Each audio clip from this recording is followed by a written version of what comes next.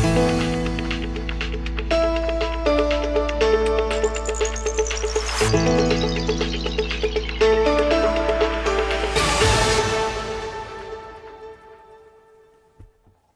this checklist I was talking about last night. Well, good morning and welcome to AM News Network presents the Morning Report with Rachel Baird and Ed Peruta. Thank you for joining us. We're here every Monday through Thursday from 7 to 7:30 a.m. Also join us on Saturdays from 4 to 6 p.m. for our summary judgment show with Matt Tyszkka. Good morning, Ed. I don't recall. That's a good way to start the show because we ended summary judgment on Saturday talking about the internal affairs investigation report completed in February of this year, and the Hartford Courant had an article in April about it, and somehow we missed it. And I think a lot of it had to do with you went in the hospital right after that, and we got distracted by other things, but we are now digging into the 68-page internal affairs report completed by commander of the internal affairs unit over there at the Hartford Police Department, Lieutenant Coates, assisted by Sergeant Kevin O'Brien. 68-page report with lots of exhibits. We went over, in particular, Officer Barone's statement about what happened on June 4th, 2016 on Flatbush Avenue when two individuals were involved in a car chase. They were stopped, and there were certain events that took place afterwards that ultimately resulted in one of the officers, Sergeant Sean Spell, being arrested. His case is still pending, and there's some video of officers kicking the passenger in the car. Today, I'd like to go over one of the statements that was given by Officer Ricardo Colon.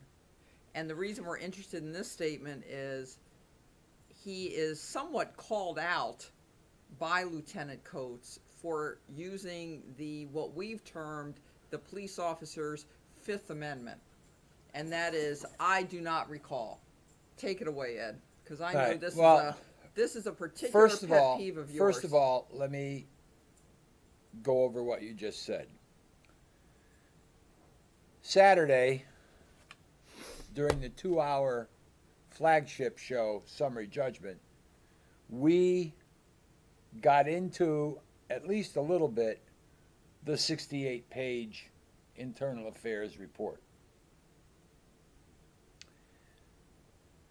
I believe that, and you do it best, that we should take these 5 pages at a time,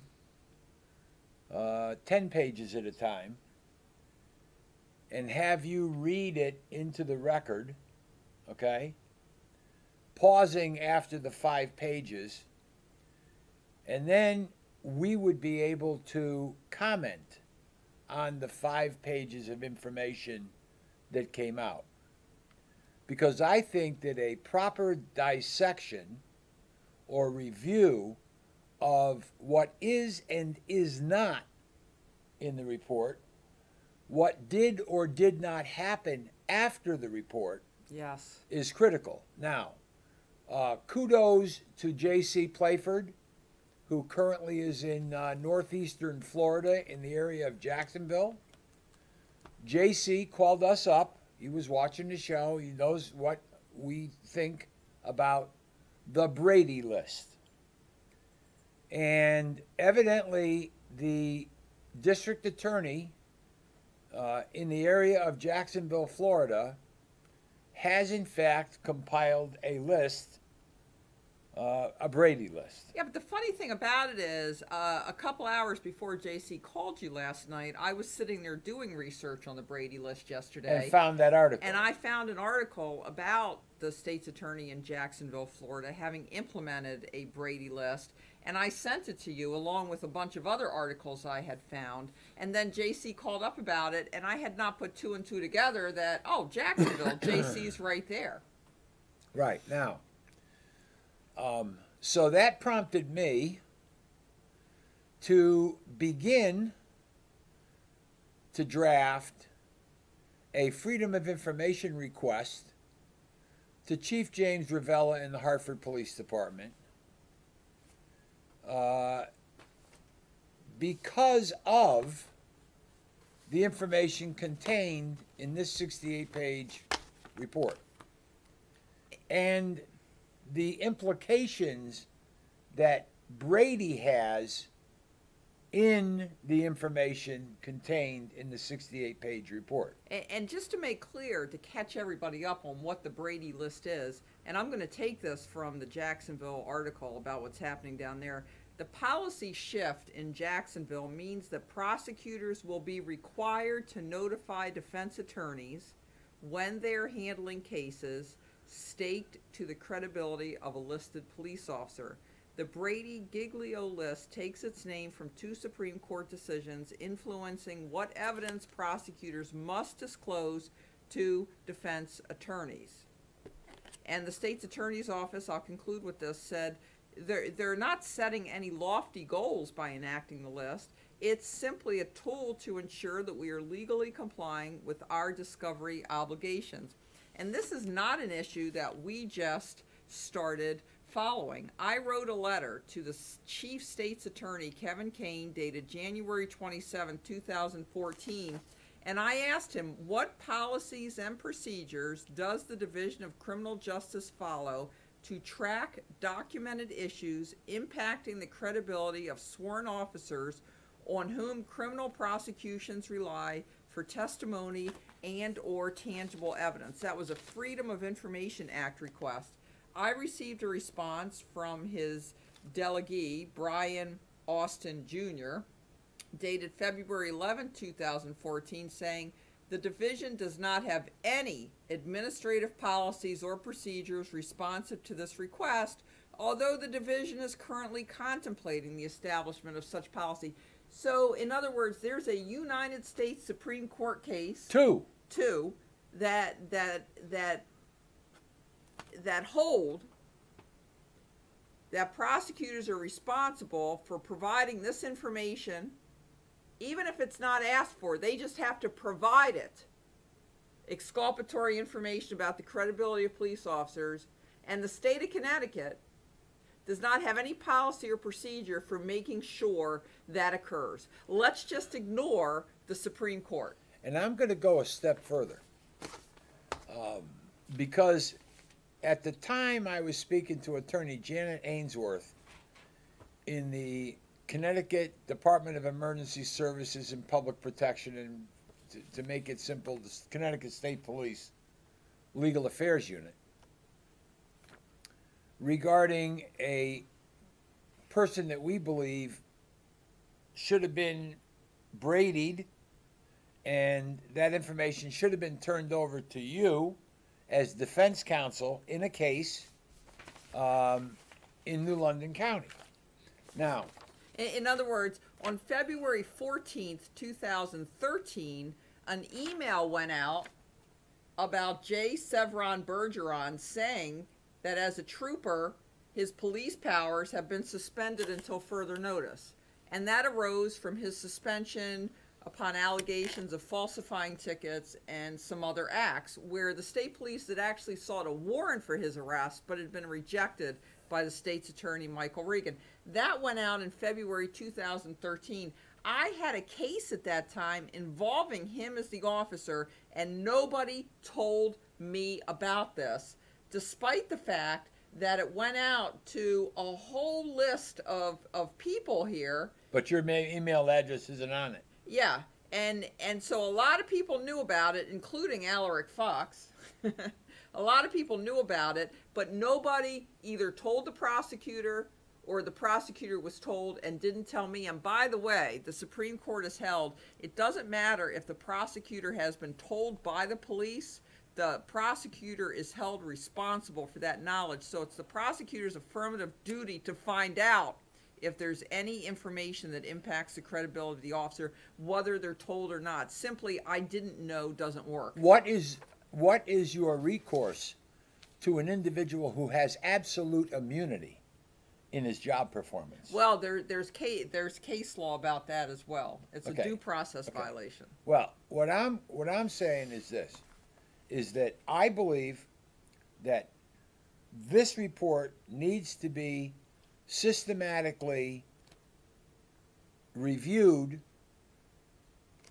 by us, for the people on the other side of the camera. Because there are officers who are addressed in this report and receive disciplinary action who are still on the streets in Hartford making arrests, and when they make an arrest, are the prosecutors disclosing exculpatory information about some of the acts that these officers were found to have engaged in, that it's my position affects their credibility, leaving things out of reports, not following reports, not remembering things until they're faced with a video, etc. Turning off cameras when they drive up to the scene of an incident. Yeah, a lot of things that affect the credibility of these police officers. Undocumented motor vehicle stops. And one could say, well, a defense attorney should be asking for this information, and I guarantee that's what would be the first response of judges. If you had asked, we would have told you. Exactly, but that's not that's not what the United States Supreme Court says. Let me take over for a minute. That is exactly what Janet Ainsworth said to me from the State Police Legal Affairs Unit, that they do not freely and they do not initiate the delivery of information to a prosecutor or to the prosecutors regarding officers involved in arrests. They wait until they are asked. If they are asked, they provide it. If they're not asked, they don't provide it.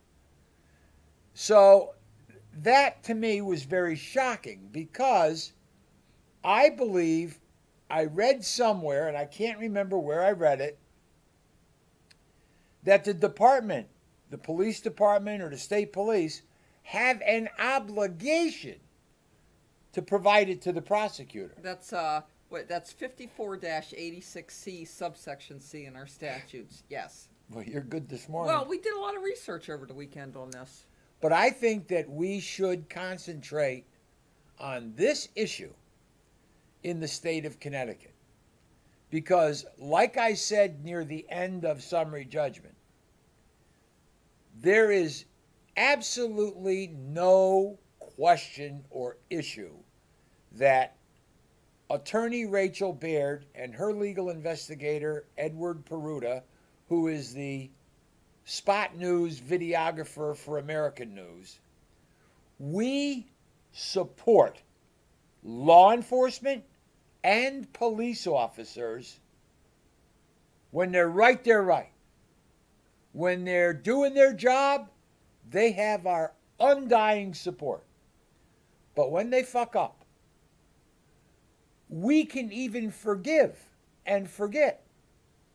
But when they do something that is devious, when they cover it up, when they do shit that they're not supposed to do, and they circle the wagons and they protect themselves and the individual who did it because nobody wants to admit it, okay?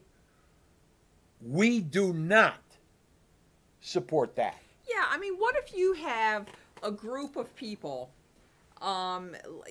students, and some of the students are cheating on the tests, and other students know it, but the teacher and the other students know the teacher knows it, but the teacher does nothing about it.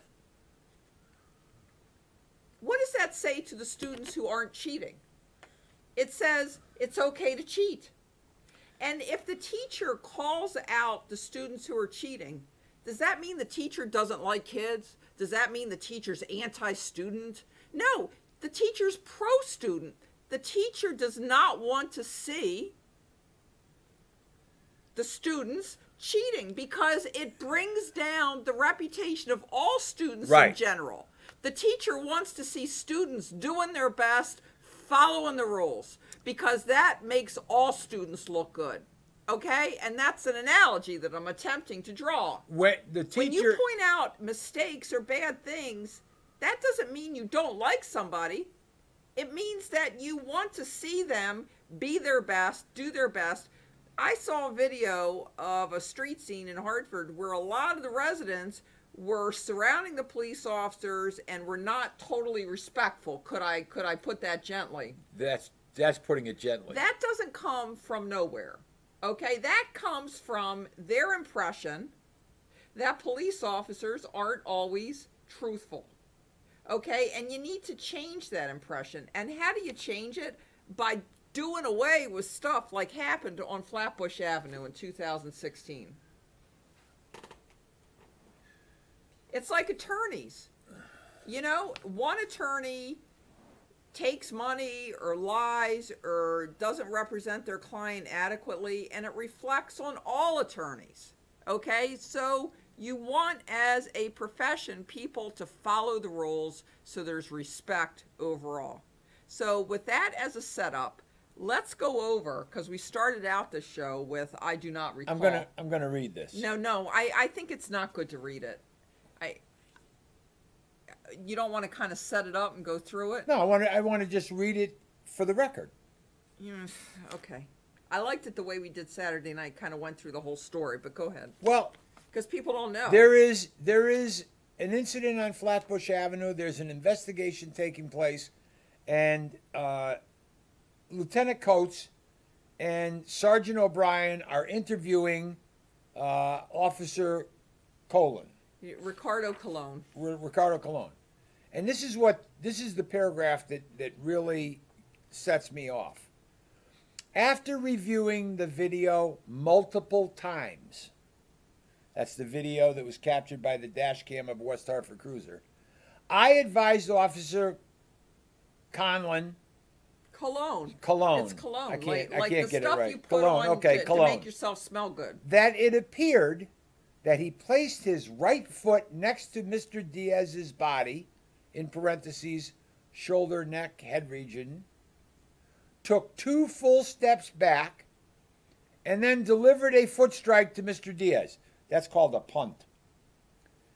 Officer Colon Good. sat quietly for approximately 10 seconds before Lieutenant Coates asked him if he was, quote, still going to... No, you got to get it right. You got to get that phrase right. Still going with you don't recall, unquote. Okay, so basically Lieutenant Coates said, are you still going with you don't recall? That's what happened. Officer Colon responded by saying that he did not recall delivering the final foot strike and did not recall if Mr. Diaz was handcuffed. At approximately 12:46 hours, Officer Sherbo requested a break. Let me fill you in. That's the union rep. Yep. Lieutenant Coates and I left the room. After I paused the recording and allowed Officer Colon and Officer Sherbo time to speak with each other. At approximately 13:07, that's 20 minutes later, Officer Sherbo advised us that they were ready to continue to the interview. Lieutenant Coates and I re-entered the conference room and immediately continued the recording. I first asked Officer Colon if he needed me to play the video footage again, and he declined. Upon inquiry, Officer Colon confirmed that he did kick Diaz during the incident. Officer Colon maintained that he was unsure if Diaz was handcuffed.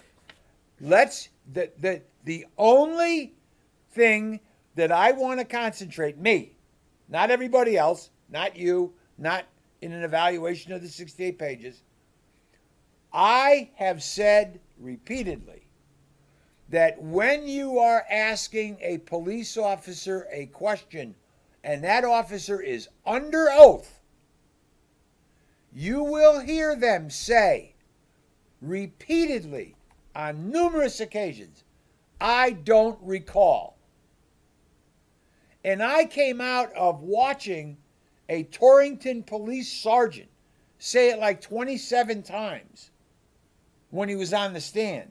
I said, this is the law enforcement equivalent of the Fifth Amendment.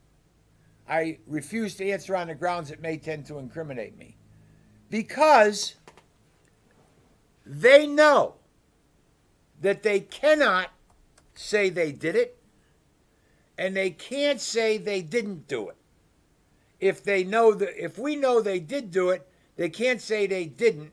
And if it was inappropriate, they don't know how to admit that they did it. Yeah, and the Torrington officer that we saw testify and say, and I was looking for the document because we went through and counted them. It was 26 or 27 times. It was about an incident that it just happened a couple weeks before. Within 3 weeks. Yeah, it wasn't like a long time. And so on this show, we have taken to really to the extreme and said, you know what? There is something about being a police officer that impacts their memories, where they're so unable to recall things, it's almost like some sort of physical condition that should be explored, and disability.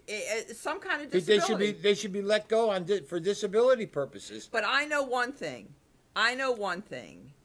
Mr. Officer Cologne, it took some time for him to admit that he kicked Mr. Diaz.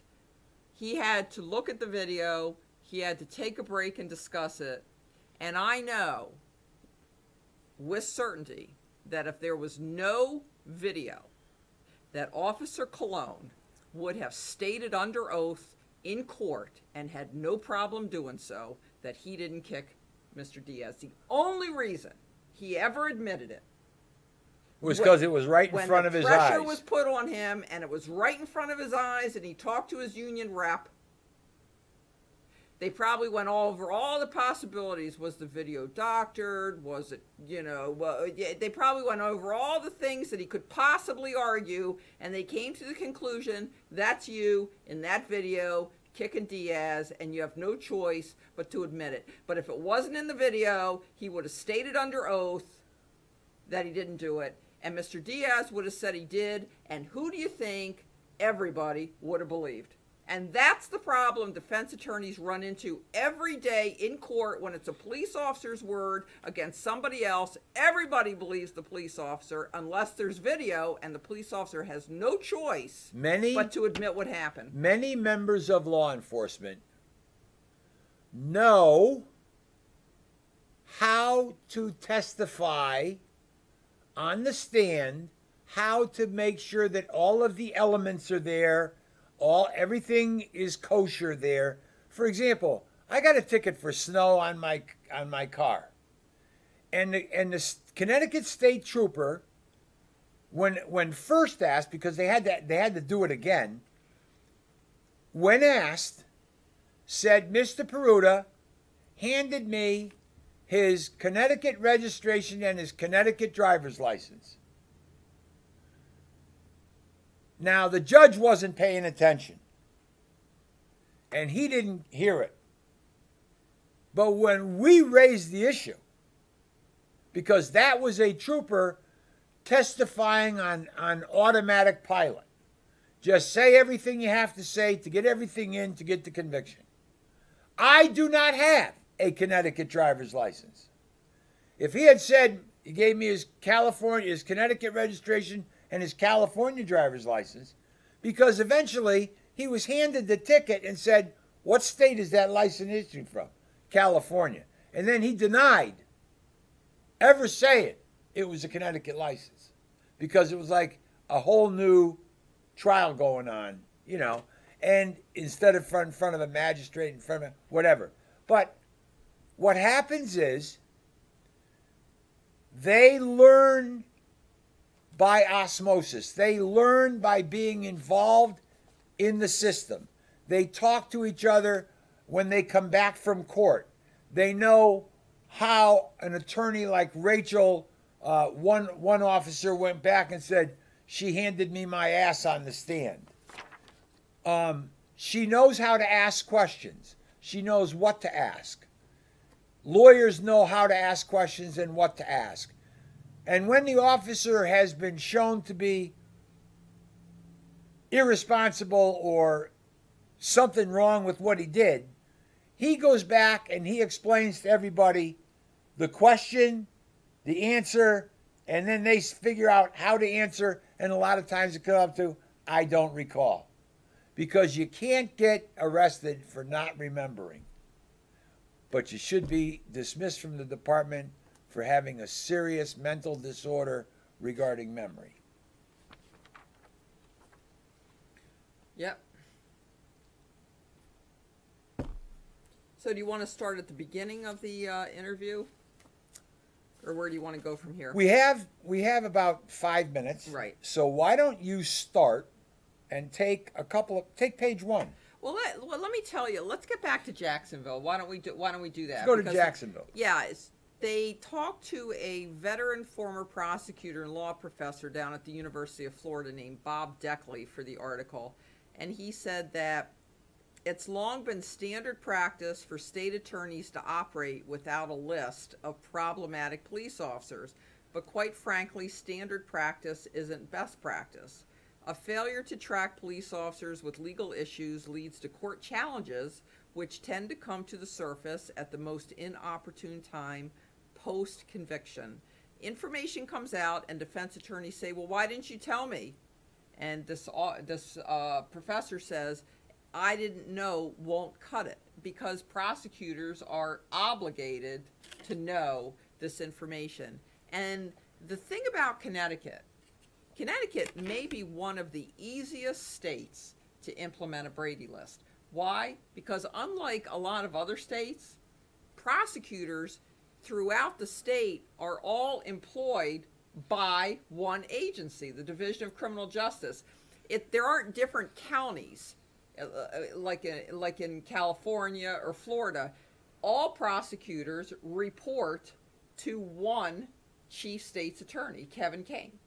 And so if Kevin Kane were to implement a Brady list and say we have to follow the Supreme Court, then it would be a top-down process. That's right. In other words, Kevin Kane can establish the policies and procedures for prosecutors from the top down and say, this is what you will do. So I think that this is a issue we'll be following up on, which I did do a couple years ago. I said, by the way, have you developed those policies and procedures that you discussed back in 2014? And there has been no progress according to the response I received from Brian Austin. In the remaining minutes, I would like the final word, other than goodbyes. See you tomorrow. The date of your first letter on this topic was? January 27, 2014. 3.5 years ago. Yeah. Okay. The second letter on this topic? Well, okay. I think I wrote back in September of that same year, because let's say September 4th. But you made a second. September 8, 2014. So you made additional contact on this topic. Yeah, and I quoted 54-86C. Each peace officer shall disclose in writing any exculpatory information or material which he may have with respect to any criminal investigation to the prosecutorial official in charge of such case. Okay. So here's my final word. Okay. There's many times that I know that you, me, and other people get frustrated when we try to do something and we hit a brick wall. But what we did was we created a paper trail. Mm-hmm. We can now say that we were on this topic 3.5 years ago, and with this 68-page report, it has come full circle to the fact that you cannot avoid the Brady list aspects of criminal justice. I'm done. It's time to go. And those are my words, and we will be talking more about this. Everybody have a great Monday. See you tomorrow morning.